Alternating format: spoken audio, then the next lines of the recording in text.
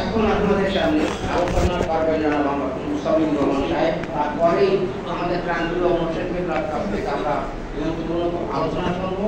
আপনারা যারা আশেপাশে ঘুমাই উঠেছেন তারা ঘুম থেকে উঠবেন এবং উঁচু করে আসেন। কিছুক্ষণ পরেই আমাদের প্রাণপ্রিয় মোর্শেদ কিবলা আলোচনা আমরা শুনবো।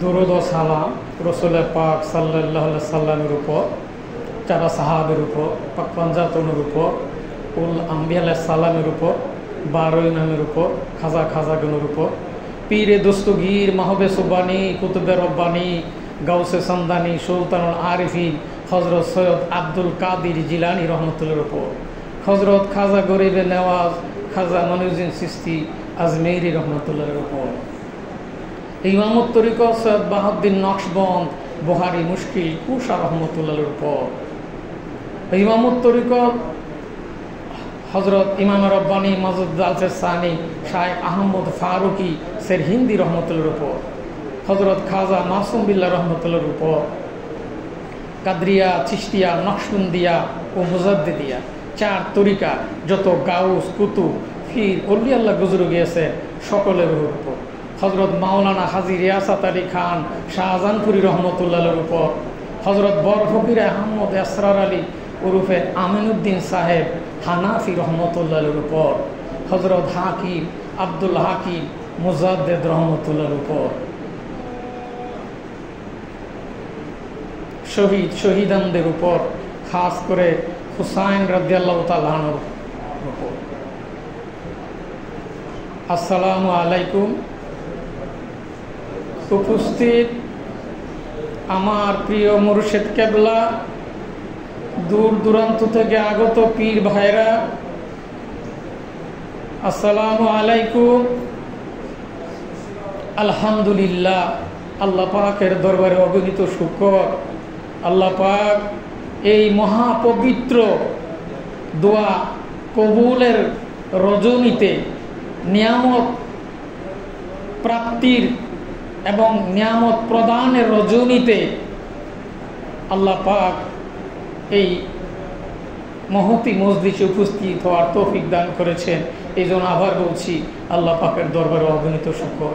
আল্লাহ পাক যদি মুর্শিদ কেবলার ওসিলায় রসুল পাক সাল্লাল্লাহু আলাইহি সাল্লামের তুফাইলে হযরত হাকিম আব্দুল হাকিম মুজাদ্দেদ রহমতুল্লাহর নেক নজরে আল্লাহ পাক যদি আমার জবান দিয়ে কিছু বলার তৌফিক দান করেন তাইলে আমি বলতে পারবো, আর আল্লাহ পাক যদি আপনাদেরকে শোনার তৌফিক দান করেন তাইলে আপনারা শুনতে পারবেন। তাই আমি বিনীত অনুরোধ করছি আপনারা প্রত্যেকে যার যার মাকামে খেয়াল করে গভীর মনোযোগের সাথে আলোচনা শোনার জন্য বিনীত অনুরোধ করছি। কারণ আল্লাহ পাক বলছেন বিসমিল্লাহির রাহমানির রাহিম ওয়া ইযা কুরিয়াল কুরআনু ফাসতামিউ লাহু ওয়ানসিতু লাআল্লাকুম তুরহামুন। আল্লাহ পাক বলে তোমাদের সামনে যখন কোরআনের আয়াত পড়া হয় তখন তোমরা চুপ থাকো এবং শুনো, যাতে করে তোমাদের উপর রহমত নাজিল হয়। এটা হলো আল্লাহ পাকের দয়া ও করুণা।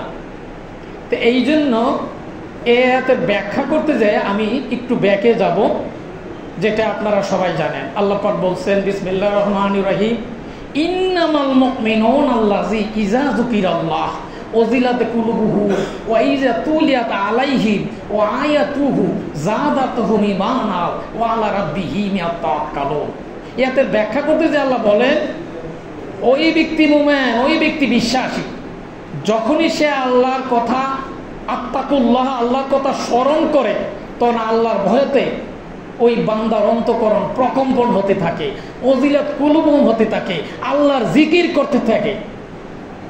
আর কি হয়, তার সামনে যখন কোরআনের আয়াত পড়া হয় তখন তার ইমানি শক্তি পরিবর্তন হয়ে পরিবর্ধন হতে থাকে। একটু আগে যে আয়াত বললাম যে আল্লাহ বলছেন তোমরা কি করো, চুপ থাকো এবং শুনো। তো এই বৈশিষ্ট্যটা কার? মুমিনের বৈশিষ্ট্য, ইমানদারের বৈশিষ্ট্য, আল্লাহওয়ালার বৈশিষ্ট্য, আল্লাহর প্রিয় বান্দাদের বৈশিষ্ট্য কি? তারা চুপ থাকে এবং শুনে। এটা কার কন্ডিশন? আল্লাহ নিজেই কন্ডিশন করে দিয়েছেন, ইমানদারের কন্ডিশন, মুমিনের কন্ডিশন, যে চুপ থাকে এবং শুনে। কেন চুপ থাকে এবং যখন শুনবে আল্লাহ পাকের রহমত নাজিল হয়, আর যখন এই রহমত নাজিল হয় তখন তার ইমানি শক্তি পরিবর্তন হয়ে পরিবর্তন হয়। তারপর আল্লাহ রাব্বিহিম ইয়াতাওয়াক্কালুন। যাই হোক, আজ এই মহাপবিত্র 10ই মহরম আপনারা বিভিন্ন আলোচনা শুনেছেন। এই মহরমের মহরমের মধ্য দিয়ে আল্লাহ পাকের পক্ষ থেকে বিশেষ কি মেসেজ আল্লাহ পাক আমাদেরকে দিয়েছেন, আমরা কি শিক্ষা লাভ করছি এবং কি শিক্ষা লাভের এখানে মেসেজ রয়ে গেছে। এখানে প্রকৃত মুমিন মুসলমান এবং মুনাফিকের পার্থক্য এবং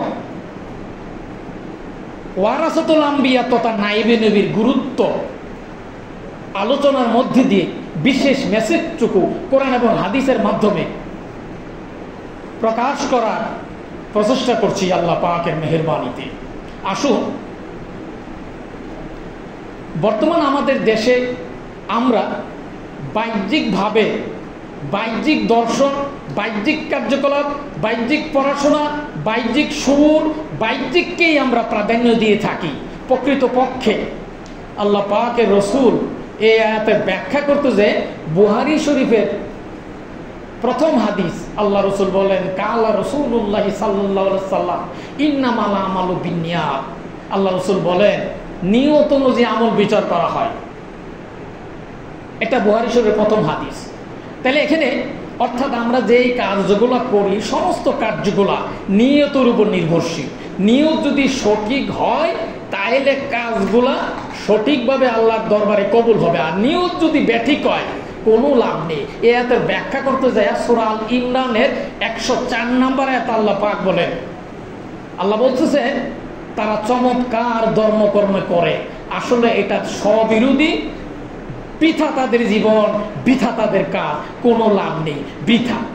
এতে ব্যাখ্যা করতে যে আল্লাহ পাক সূরা নাযিল করছেন সূরা মাউন।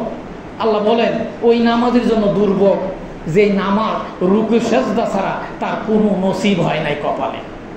এতে ব্যাখ্যা করতে যে আল্লাহ রসুল বলেন যে এই নামাজ যখন ফেরেশতারা আল্লাহ পাকের দরবারে নিয়ে যান, আল্লাহ পাকের ভাষায় আল্লাহ পাক বলেন এই নামাজ আমার দরবারে এনো না, এই নামাজ তার মুখে ছুঁড়ে মারো। যেই নামাজ সম্পর্কে আল্লাহ পাক বলছেন বিসমিল্লাহির রহমানির রহিম, সূরা আনকাবুত 21 পারা 45 নম্বর আয়াত আল্লাহ পাক বলেন ইন্নাস সালাতা তানহা আনিল ফাহশিল মুনকার, নিশ্চয়ই নামাজ সমস্ত অন্যায় কাজ থেকে, ফাহিশা কাজ থেকে ফিরায় রাখে। কে ফিরায় রাখে? নামাজ ফিরায় রাখে। একে ব্যাখ্যা করতে যে আল্লাহ নিজেই বলেন বিসমিল্লাহির রহমানির রহিম ওয়া আকিমুস সালাতা লিযিকরি। আল্লাহ বলেন তোমরা নামাজ কায়েম করো আমার স্মরণের জন্য, লিমানি জন্য, লিযিকরি আমার স্মরণের জন্য। অর্থাৎ স্মরণ এস্টাবলিশ করার জন্য নামাজ কায়েম লাগবে, আর নামাজ কায়েম করতে গেলে জিকির এস্টাবলিশ লাগবে। এই জন্য ইয়াতে ব্যাখ্যা করতে যে আল্লাহ রসুল বলেন কালা রাসূলুল্লাহি সাল্লাল্লাহু আলাইহি ওয়াসাল্লাম লা সালাতা ইল্লা বিহুজরিল কাম, একাগ্রতা ছাড়া নামাজ কায়েম হয় না। এই জন্য আত্মশুদ্ধি অর্থাৎ কলবের পবিত্রতা লাগবে, এছাড়া নামাজ কায়েম হবে না। তো যাই হোক, পার্থক্য করো। এখন নামাজ এই যে আজ মহরমের এই আশুরার দিনে 10টি যে বিশেষ ঘটনা ঘটেছিল আপনারা জানেন, 10টা বিশেষ ঘটনা ঘটেছিল, তাই এর নাম আশুরা। তো যাই হোক, এখানে হযরত হুসাইন রাদিয়াল্লাহু আনহুর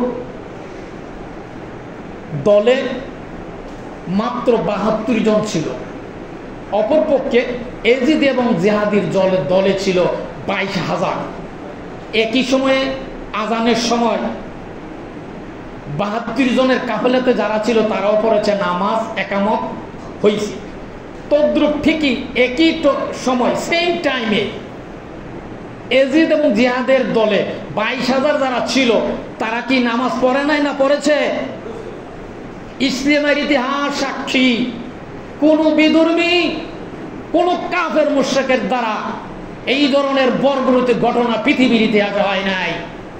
যেটা হয়েছে এই ধরনের নামদারি মুসলমান মানে মুনাফিক, যার শানে আল্লাহ পাকের রাসূল সাল্লাল্লাহু আলাইহি সাল্লামের আমলেই আল্লাহ পাক আল্লাহর হাবিবকে জানিয়ে দিয়েছেন এই মুনাফিকের শান, মুনাফিক সম্পর্কে আল্লাহ পাক জানিয়ে দিয়েছেন। বিসমিল্লাহির রহমানির রহিম। কালাতিল আরাবু আমান্না কুল্লাম তুমিনু ওয়ালাকিন কুলু আসলামনা ওয়ালাম্মা ইয়াদখুলিল ঈমানু ফি কুলুবিকুম। আল্লাহ পাক বলেন এই মরুভাষীরা যারা বলতেছে যে আত্মসমর্পণ করেছে, ইসলাম গ্রহণ করেছে, আল্লাহ জানাই দিলেন আপনি বলে দিন তারা বাহ্যিকভাবে আত্মসমর্পণ করিয়াছে, তাদের অন্তরের ভিতরে কলবের ভিতরে এখনো ঈমান প্রবেশ করে নাই।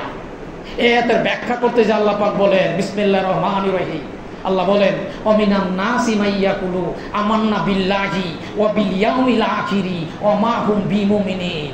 মানবের মধ্যে কতক লোক আছে যারা বলে যে আমরা ঈমান আনছি, আল্লাহ বলেন না তারা বিমুমিনিন। তারা কারা? তারা কারা? তাদের শানে তারা স্বরূপ আল্লাহ বর্ণনা করেছে।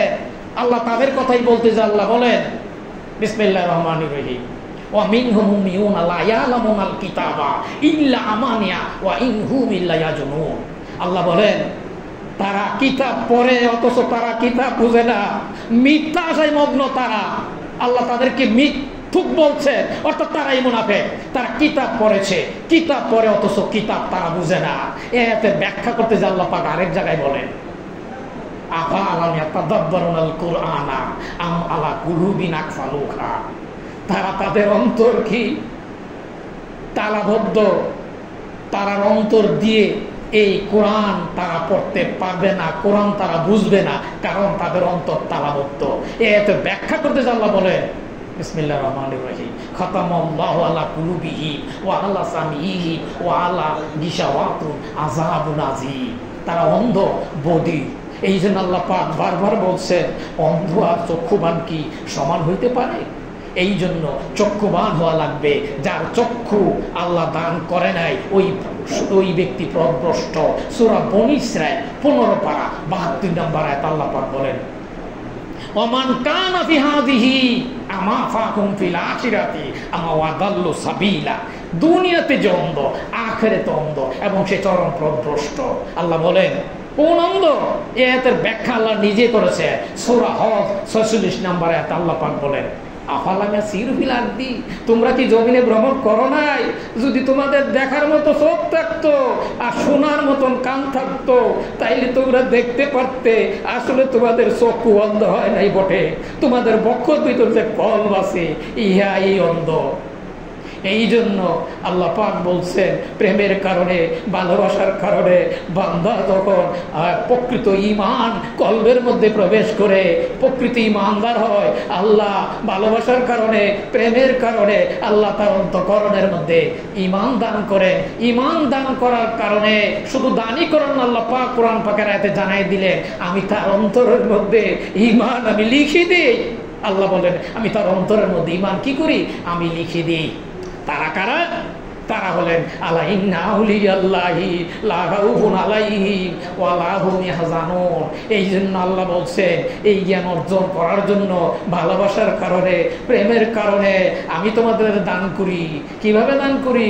লা তুদরিকুল আবসার ওয়া হুয়া লাতীফুল খাবীর। আল্লাহ বললেন এই সর্বচক্ষু দেখিতে অক্ষম বান্দা যখন আল্লাহর মহব্বতে ভালোবাসার কারণে বিমুগ্ধ হয়ে যায়, নিজেকে জ্বালিয়ে পুড়িয়ে আল্লাহর প্রেম ভালোবাসায় মগ্ন হয়, এই প্রেমের কারণে আল্লাহ ভালোবেসে ওই বান্দার অন্তঃকরণে আল্লাহ অন্তঃচক্ষু দান করেন। এই আয়াতের ব্যাখ্যা করতে যে আল্লাহ রাসূল বলেন কালা রাসূলুল্লাহি সাল্লাল্লাহু আলাইহি সাল্লাম ইত্তাকু ফারাসাতুল মুমিনিনা ফাইন্নাহু লা ইয়ানজুরু বিনুরিল্লাহ। আল্লাহ বলেন আল্লাহ রাসূল বলেন তোমরা তাদের এই অন্তর্দৃষ্টিকে ভয় করো, কারণ তোমরা যেভাবে দেখো তারা ওইভাবে দেখে না। তারা কিভাবে দেখে? ইয়ানজুরু বিনুরিল্লাহ, তারা ওই নূরের চোখ দিয়ে দেখে। এই জন্য এতে ব্যাখ্যা করতে আল্লাহ বলেন আহমান সাল্লাল্লাহু সাদরাহুল ইসলাম ফাওয়ালা নূরিহি মিন রাব্বিহি মালার রব। আল্লাহ বলেন আমি তার বক্ষকে উন্মোচন করে দিয়েছি, সে রবের নূরে পরিচালিত। তখন সেই দৃষ্টি অন্তর্দৃষ্টি তার অন্তরে হাসিল হয়ে যায়। এই জন্য আল্লাহ এতে ব্যাখ্যা করতে যে আল্লাহ বলেন নূরান তামশুনা বিহি ওয়া ইয়াগফির লাকুম, আমি তোমাদেরকে দেব নূর দেব। কোথায়? তোমাদের অন্তঃকরণের মধ্যে নূর আমি ঢেলে দেব। কাকে দেবে? যারা ঈমানদার বিশ্বাসী তাদের কাছে। তো যাই হোক, এখন মুনাফিক নামদারি মুসলমান এবং প্রকৃত ঈমানদারের যে পার্থক্য তদানীন্তন ওইখানে ৭২ জন ছিল প্রকৃত ঈমানদার, যাদের কলবের মধ্যে অন্তরের মধ্যে ঈমান ছিল, যা আত্মা ছিল বিশুদ্ধ আত্মা, যার অন্তঃকরণে আল্লাহর জিকির ছিল বিশুদ্ধ। অপরপক্ষে এজিদ এবং জিহাদের দলে যারা ছিল তাদের অন্তর বিশুদ্ধ ছিল না এবং প্রকৃত ঈমান তাদের ছিল না। তারাই মুনাফিক, তারাই নামদারি মুসলমান, তারাই কাফের মুশরিকের চেয়ে নিকৃষ্ট এবং জঘন্য। আল্লাহ বলছেন যে ওয়ারিদানিল মুশরিকিন, তোমরা মুশরিকের কাছে দূরে থাকো। কিন্তু মুশরিকের চেয়ে আরো বেশি মারাত্মক হলে মুনাফিক। এই জন্য মুনাফিকের শানে আল্লাহ একটা সূরা নাযিল করেছেন। মুনাফিককে আল্লাহ বলেছেন কি? মিথ্যাবাদী যারা মুনাফিক। এই জন্য মুনাফিক বলে কোনো মানুষকে যদি গালি দেওয়া হয় সে কিন্তু অনেক রাগ হয়। তো যাই হোক, সেখানে যে পার্থক্যটা কি? এখানে তাদের অন্তরে ঈমান ছিল আর তাদের অন্তরে ঈমান ছিল না। এখানে অবদান ওয়ারাসাতুল আম্বিয়া, মাধ্যম। এই জন্য এই আয়াতের ব্যাখ্যা করতে যাইয়া ইমাম গাজ্জালী রাহমাতুল্লাহ একটা হাদিস ইন্ডিকেট করে মাধ্যম। এখানে আত্মশুদ্ধির জন্য, প্রকৃতি ঈমানের জন্য মাধ্যমের গুরুত্ব আলোচনা করতে যে ইমাম গাজ্জালী রাহমাতুল্লাহ একটা হাদিস ইন্ডিকেট করেন, যিনি হুজ্জাতুল ইসলাম বলা হয়। ইমাম গাজ্জালী বলেন, একটা হাদিস ইন্ডিকেট করেন, আল্লাহ রসুল বলেন কালা রাসূলুল্লাহ সাল্লাল্লাহু আলাইহি সাল্লাম ইন্নামাল, আল্লাহ রসুল বলেন যে আলেমদের সহবত এক মুহূর্তের জন্য যদি হয় এটা 1 বছর। হ্যাঁ, কালা রাসূলুল্লাহ সাল্লাল্লাহু আলাইহি সাল্লাম, আল্লাহ রসুল বলেন যে 1 বছর নামাজ কিয়াম রোজার চেয়ে 1 মুহূর্তের উত্তম। নাজরাতুল ইলাল আলিমান আহাব্বু ইলাইয়া মিন ইবাদাতি সানাতিন সিয়ামুহা ওয়া কিয়ামুহা। আল্লাহ রাসূল বলেন 1 মুহূর্তের জন্য যদি আল্লাহর সোহবত, এটা 1 মুহূর্তের জন্য হইল 1 বছর নামাজ রোজা, কবুলিয়ত নামাজ রোজা নফল, এই সমস্ত ইবাদতের চেয়ে উত্তম 1 মুহূর্তে। যার কারণে মাওলানা জালালউদ্দিন রুমি বলছেন এক জমানে সোহবতে আউলিয়া বেহতরা সদসরাগার তাঁত বেরিয়া গাতুহাকি খান্নিশিনি তাঁত বেরিয়া। যার কারণে মাওলানা জালালউদ্দিন রুমি বলছেন, হ্যাঁ, খুদ বেখুদ কামেল নাসুদ মাওলানা রুমি তা গোলামে শামসুদ তিবরিজি নাসুদ। আমি রুমি কামেল হতে পারি নাই যত সময় পর্যন্ত শামসুদ তিবরিজির গোলামি না খাটিছি ততক্ষণ পর্যন্ত। যে যাই হোক, এই যে ওয়ারাসাতুল আম্বিয়া, নায়েবে নবী, এই নায়েবে নবীর মাধ্যমে যা তারা কারা, তারা হলো আলা ইন্না আউলিয়াল্লাহি লা খাউফুন আলাইহিম ওয়া লা হুম ইয়াহজানুন। তাদের সামনে আল্লাহ বলেছেন ওয়ালা তাকুলু লিমাই ইউক্তালু ফি সাবিলিল্লাহি আমওয়াত বাল আহিয়াউ ওয়ালাকিন লা তাশুরুন। আল্লাহর পথে যারা নিহিত তোমরা তাদেরকে মৃত বলেও না, তারা জীবিত। আল্লাহ রাসূল এত ব্যাখ্যা করতে বলেন কালা রাসূলুল্লাহি সাল্লাল্লাহু আলাইহি সাল্লাম আল আম্বিয়াউ আল আউলিয়া আউলিয়াউ নুসাল্লি আলা কুবুরিহিম কামা সাল্লাইতা বুয়ুতিহিম। আল্লাহ নবী বলেন, আল্লাহ নবীগণ অলিগণ তারা স্ব কবরে মাজারে রুকু করে সেজদা করে তারা জিন্দা। এর ব্যাখ্যা করতে যায় মুসা আলাইহিস সালাম সাহাবীদেরকে নিয়ে নীল নদ পাড়ি দিচ্ছেন। আল্লাহ মুসা নবীরে বলেন, এই মুসা ওই লোকটারের সঙ্গে নিয়ে যাও যে ইয়াকুব আলাইহিস সালাম বংশধর হযরত ইউসুফ আলাইহিস সালাম নীল নদের উত্তর পূর্ব কোনায় ঘুমিয়ে আছে, যিনি 400 বছর পর্যন্ত ঘুমাইছেন। বাক্স যখন তোলা হইল তখন 400 বছরের ভিতরে যেখানে জোয়ার বাটার পানি প্রভাবিত হয়েছে, 400 বছরের ভিতরে কাফনের কাপড়টা ডিসকালার হয় নাই। আল্লাহ রসুল বলেন, কালা রাসূলুল্লাহ সাল্লাল্লাহু আলাইহি ওয়াসাল্লাম আল আম্বিয়া ওয়াল আউলিয়া নুসাল্লি আলা কুবুরিহিম কামা সাল্লাইতু বিয়ুতিহিম। আল্লাহর নবীগণ, আল্লাহর অলিগণ তারা শরীরে কবরে মাজারে রুকু করে তারা জিন্দা। এই আয়াতের যদি ব্যাখ্যা বলতে চাই, কোরআনে অসংখ্য আয়াত আছে, অনেক হাদিস আছে, অনেক সময়ের প্রয়োজন। একটা আয়াত যেটা দিয়ে শুরু করছিলাম, তারপর এখানে বলতে হয় বিসমিল্লাহির রহমানির রহিম, যালিকাল কিতাবু লা রাইবা ফীহি হুদাল লিল মুত্তাকিন। এই 2 নম্বর আয়াত, এখানে আল্লাহ পাক বলছেন যে এই কিতাবের মধ্যে কোনো সন্দেহ নাই। তারপরে বলছি কি, এইটা হলো মুত্তাকিদের জন্য পথ প্রদর্শক। এই আয়াতের ব্যাখ্যা করতে যে মুজাদ্দিদ আল-বাসানি রাহমাতুল্লাহ মাবদামাত কিতাবের মধ্যে তিনি উল্লেখ করেছেন, তিনি বলেছেন মুজাদ্দিদ আল-বাসানি, আমার পীর কোরআন মজিদের যদি আমি হেদায়েত না পাইতাম আমি কি হইতাম, আমি বরবাদ হয়ে যাইতাম। যার কারণে আমাদের মাযহাবের ইমাম আবু হানিফা রাহমাতুল্লাহ সম্পর্কে আপনারা শুনেছেন, যিনি বলেছেন লাউলা সালাতান লা খালাকা নুমান, আমি নুমান খালাক হয়ে যাইতাম যদি আমি ইমাম জাফর সাদিক রহমতুল্লাহ তার কাছে 2 বছর যদি আমি কি করতাম, সৌবত লাভ না করতাম, আমি নোমান খালাক হয়ে যাইতাম। যে আবু হানিফা রহমতুল্লাহ আল্লাহ পাক যাকে এত বড় দিব্য দৃষ্টি দান করেছিলেন, যুবক উযু করতেছিল, যুবক বলল, তুমি কি জিনা করে এসেছো? আপনি কি করে বুঝলেন? তুমি যে উযু করতেছো, উযুর পানিতে জিনার পানি ভেসে ভেসে যাচ্ছে। তিনি আর কেমন, তিনি ইমামে আজম আবু হানিফা রহমতুল্লাহ আলাইহি। এর ব্যাখ্যা করতে যে আল্লাহ নিজেই বলছেন বিসমিল্লাহির রহমানির রহিম, ইয়া আইয়ুহাল্লাযিনা আমানু আত্তাকুল্লাহা ওয়া কুনু মা'আস সাদিকিন। এর ব্যাখ্যা করতে যে আল্লাহ বলেন, ইয়া আইয়ুহাল্লাযিনা আমানু আত্তাকুল্লাহা ওয়াবতাগু ইলাইহি ওয়াসিলাতা ওয়া জাহিদু ফি সাবিলিল্লাহ লাআল্লাকুম তুফলিহুন। আল্লাহ বলেন কি, প্রথম যেটা বলেছে আল্লাহ বলছেন, তোমরা কি করো, যারা ভালো মানুষ সত্যনিষ্ঠ, তোমরা সিদ্দিক, তোমরা তাদের সৌবত লাভ করো। আর এর ব্যাখ্যা করতে বলেন, আল্লাহ বলেন তোমরা উসিলা অন্বেষণ করো এবং সেই পথে জিহাদ করো যাতে তোমরা সফল কাম হতে পারো।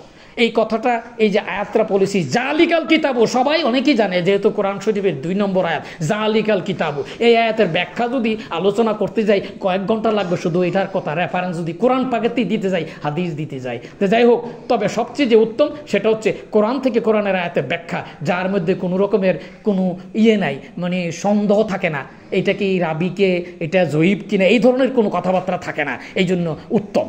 তো যাই হোক, তাই এখানে আল্লাহ পাক যেই কথা দিয়ে বোঝাইতে চাইছেন যে এখানে কিন্তু বলছে পথ প্রদর্শক, মুত্তাকিদের জন্য প্রদর্শক সে কোরআন। তাহলে কোরআনটা কি? কোরআনটা কি? বাল হুয়া কুরআনুম মাজিদ ফি লাউহ মাহফুজ। কোরআন কোথায়? লৌহ মাহফুজে। আর কি কোরআন কোথায় আসছে? লাউ আনজালনা হাযাল কুরআন, আয়াত নাজিল হয়েছে।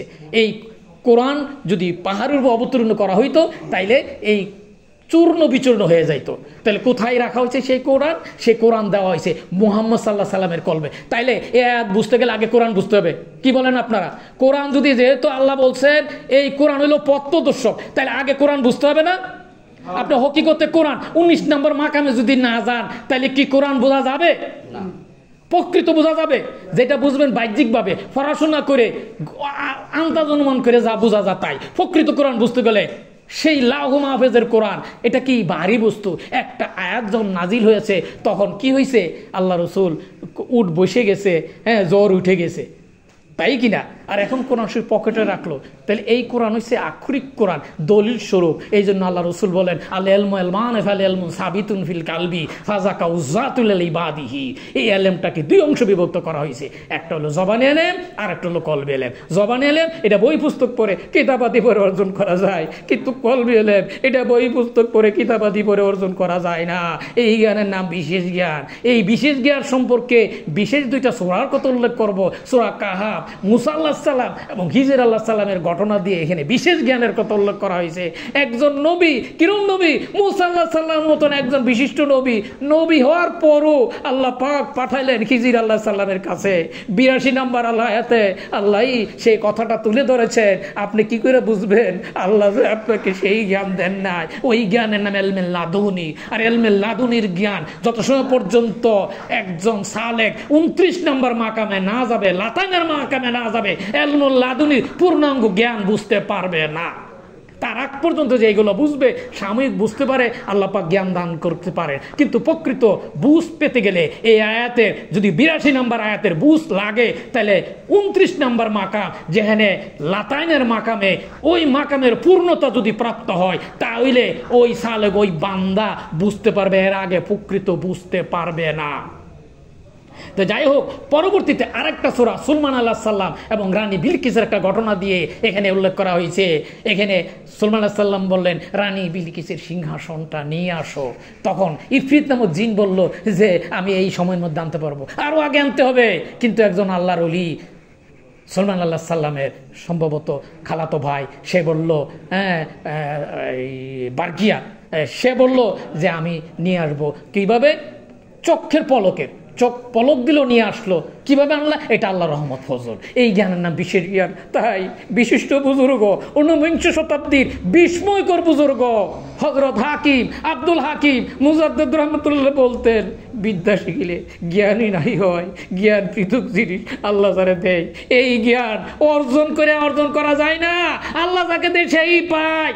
কারণ ইতিহাস যদি বলতে যাই, গল্প বলতে যাই, কয়েক ঘন্টা কেন, সারা রাত বললো তো শেষ হবে না। কারণ অল্প একটু বলতে হয়। এক লোক জিনা করেছিল, একজন জিনা করার পরে 70 বছর ইবাদত করার পর 7 দিন জিনা করার কারণে তার গুনাহ বাড়ি হয়ে গেল। পরবর্তীতে এক রুটি দান করার কারণে ওই তার গুনাহ মাফ হলো। আপনারা অনেকেই জানেন। তা এখন আরো অনেক ঘটনা আছে। 500 বছর ইবাদতের পরে দেখা গেছে কি তার এক পেয়ালা, এক গ্লাস পানির জন্য 500 বছর ইবাদত দিতে হয়েছে। এমন কোনো আমল নাই, এমন কিছু নাই যা দ্বারা আমরা মুক্তি পেতে পারি। মুক্তির একমাত্র পথ আল্লাহর রহমত, মুর্শিদ কেবলার উসিলা, যেটা আল্লাহর দয়া করুণা। কারণ আল্লাহ পাক বলছেন ওমার সালনাকা ইল্লা রাহমাতাল লিল আলামিন। আল্লাহর হাবিবকে আল্লাহ পাঠাইছেন কি জন্য? রহমত স্বরূপ। হ্যাঁ, সমস্ত মাখলুকে 18,000 মাখলুক, 18,000 এবং 80,000 আলো, সমস্ত মাখলুকের জন্য আল্লাহ রহমত স্বরূপ প্রেরণ করেছে তিনি। এবং এই রহমতের ওয়ারিসি ধরে ওমা আরসালনাকা রাহমাতাল লিল আলামিন, এই রহমতের ওয়ারিস হচ্ছে নায়েবে নবী। তারা কারা? তারাই হলেন আল্লাহ ইন্না আউলিয়াল্লাহি লা খাউফুন আলাইহিম ওয়া লা হুম ইয়াহজানুন। তদানীন্তন নবী রাসূলরা পর্যন্ত ইয়া নাফসি করবে, কিন্তু উম্মতি মুহাম্মদ সাল্লাল্লাহু আলাইহি উম্মত তাদের কোনো ভয় নেই, কোনো ভীতি নেই, সংকোচ নেই। তারা কারা? তারাই হলো আল্লাহর বন্ধু, আল্লাহওয়ালা, ওয়ারাসাতুল আম্বিয়া। তারা হলো আল্লাহর প্রিয় বন্ধু, তাদের কোনো ভয় নেই, ভীতি নেই, সংকোচ নাই। যার কারণে বহু নবী রাসূলরা পর্যন্ত এই জামানার উম্মত হতে চেয়েছে। আল্লাহ পাক কবুল করেছেন ঈসা আলাইহিস সালাম এই জামানার উম্মত খেয়ে আসবেন। এই জামানার যে উম্মতের এত দানিতা হযরত মুজাদ্দিদ আল-বিসানি সম্পর্কে জানুল জামান হাদিসের কিতাবে ইমাম জালালউদ্দিন সুয়ুতি, যিনি একজন পৃথিবী বিখ্যাত একজন হাদিস বিশারদ, যার সম্পর্কে আমাদের মাওলানা সাহেব, মাওলানা আবু বকর সাঈদ সাহেব বলেছিলেন ইমাম জালালউদ্দিন সুয়ুতি সম্পর্কে। তিনি একটা হাদিস ইন্ডিকেট করেন। রাসূল পাক সাল্লাল্লাহু আলাইহি সাল্লাম বলেন, কালা রাসূলুল্লাহ সাল্লাল্লাহু আলাইহি সাল্লাম ইউবাসু রাজুলুন আলা হাদা আশারা মিয়াতু সানাতিন ইসমি বাইনাহুমা জাবিরান সুলতানাইনি ইয়াদখুলুল জান্নাতা বিশাফাআতা কাজা মিনান নাস। এটা হাদিস, জামিউল জামান হাদিসের কিতাবে ইমাম জালালউদ্দিন সুয়ুতি এই হাদিসটি ইন্ডিকেট করেছেন। তা সেখানে বলেছেন একাদশ হিজরিতে একটা মহানূর, বিশেষ নূর আসবে, দুইজন অত্যাচারী বাদশার মাঝামাঝি তারাগুলো হবে, আসছে কিনা? হ্যাঁ, সম্রাট জাহাঙ্গীর এবং আকবরের মাঝামাঝি তিনি কি করবেন? সুন্নতকে পুনর্জীবন করবেন, যার মাধ্যমে অসংখ্য লোক জান্নাতে প্রবেশ করবে। এরকম বিকল্প আরেকটা হাদিস আপনারা যদি পারলে বলেন, নাই, আমার জানা মতে আমি পাই নাই বা শুনিও নাই। তো যাই হোক, তিনি হলেন মুজাদ্দেদ আল-সানি রহমতুল্লাহ আলাইহি, যার মাধ্যমে ভারতবর্ষে বিশেষভাবে এই ইসলামের 450 বছর বিভিন্ন শেরেক বেদাতির পরে যেখানে ছিল দুইজন বিশ্ববিখ্যাত আলেম, পৃথিবীতে তারা এখনো প্রসিদ্ধ, তারা শেখ ফজল এবং ফৌজি দ্বীনে আলাইন নামে যে নতুন ধর্মে প্রচার করেছিল, তারাই ছিল সেই নামধারী দুইজন বিশ্ববিখ্যাত আলেম। তারা নুক্তাবিহীন কোরআন শরীফ তর্জমা করতে পারতেন। তারা রাতারাতি কিতাব দিয়ে বলল, এই হলো আসমানি কিতাব, যেই কিতাবের ছিল কলমা ছিল লা ইলাহা ইল্লাল্লাহু আকবর খলিফাতুল্লাহ। তো এই জন্য এই মুজাদ্দেদ আল-সানি রহমতুল্লাহ আলাইহি সম্পর্কে জনাব গালিবুর রহমান আলোচনা করেছেন এবং মাওলানা আবু বকর সাঈদ সাহেব কিছু আলোচনা করেছেন।